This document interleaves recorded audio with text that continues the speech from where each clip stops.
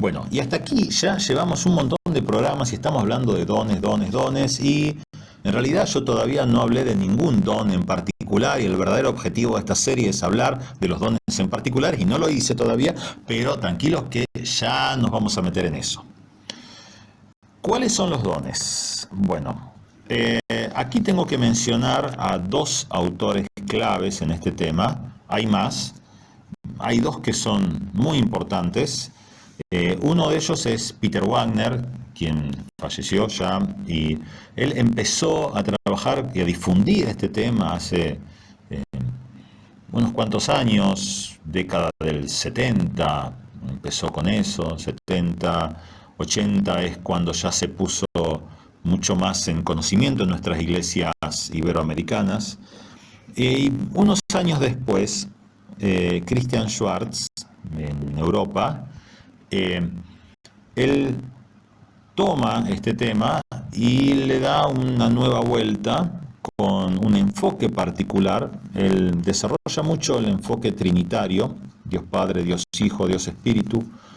Como toda la Biblia, en realidad, y muchas cosas están enfocadas de una manera particular en función de el Padre o del Hijo o del Espíritu. Esa es una enseñanza muy interesante. No es el espacio para poder hablar de ello, lo haremos en otro momento, pero es muy útil.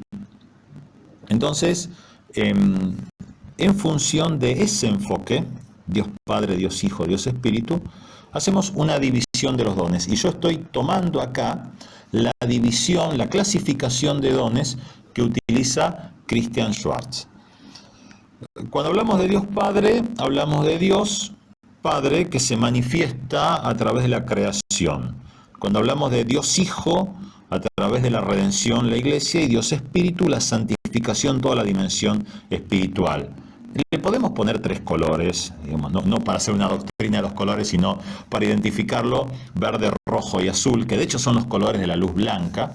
Cuando juntamos la luz verde con la luz roja y la luz azul, es que se forma la luz blanca. Si vemos los dones del Padre entre comillas, aclaremos, ok, los dones los da el Espíritu Santo, los dones son de Dios, del Trino Dios, pero digamos, hay dones que de alguna manera es como que manifiestan más claramente al Padre, o que manifiestan más claramente al Hijo, o que manifiestan más claramente al Espíritu, ¿no?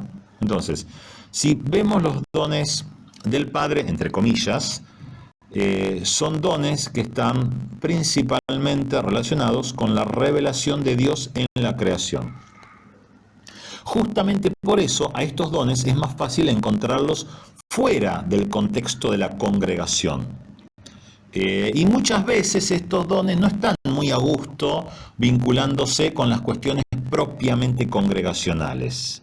Son dones espirituales que sirven para expresar la naturaleza del creador, de la dimensión de Dios creador, y edifican al reino justamente en ese aspecto. Y acá podemos hablar de tres categorías: los dones que desarrollan entornos dadores de vida, como el don de dar, de hospitalidad, de misericordia, de pobreza voluntaria; los dones que desarrollan ideas y sistemas, como el don de sabiduría, conocimiento, administración; los dones que desarrollan cosas con propósito y belleza, como la creatividad artística, la artesanía y la música.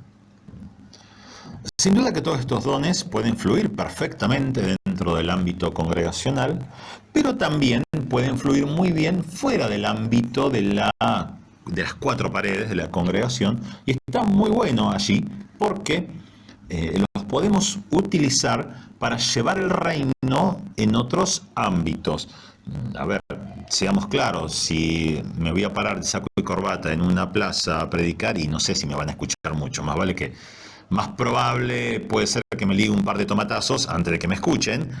Pero si ponemos, por ejemplo, el don de creatividad artística o de artesanía, de música, haciendo obras de teatro, tocando, cantando un coro, que puede ser perfectamente un coro gospel, en una plaza, sí va a haber gente que va a escuchar y que va a recibir el mensaje. Entonces, son dones muy interesantes que por ejemplo, entre otras cosas, nos sirve para un alcance fuera de nuestro ámbito de cuatro paredes.